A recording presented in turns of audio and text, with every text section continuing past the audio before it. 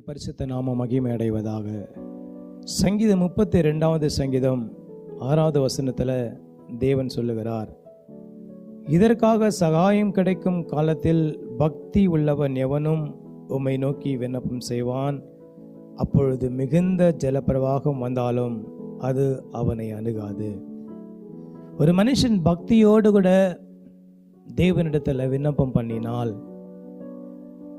அவனுக்கு விரோதமாய் ஒரு பெரிய ஜலப்பிரவாகம் வந்தாலும், ஒரு பெரிய பிரச்சனை வந்தாலும், பெரிய போராட்டங்கள் வந்தாலும், நிபந்தனைகள் வந்தாலும், எப்படிப்பட்ட காரியம் ஒரு மனுஷனுக்கு நேராக வந்தாலும், இந்த வசனத்தின்படி நீ ஆண்டவர் மேல பக்தி உள்ளவனாய் ஆண்டவரிடத்துல நம்ம ஜெபம் பண்ணும்போது, நாம் விண்ணப்பம் பண்ணும்போது, எந்த ஒரு காரியமும் உன்னை அணுகாதபடி கர்த்தர் உன்னை காத்து கொள்ளுவார்.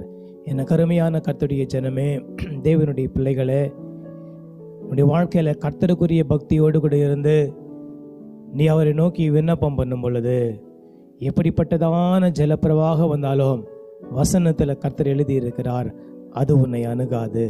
அணுகாமல் கர்த்தர் உன்னை பாதுகாத்து கொள்ளுவார். நீ பக்தியோடு கர்த்தரிடத்தில் விண்ணப்பம் பண்ணு, அப்பொழுது பெரிய காரியங்களை உன்னோடு கூட இருந்து கர்த்தர் செய்வார். கர்த்தர் தாமே இந்த வார்த்தைகளை ஆசீர்வதிப்பாராக. ஆமென்.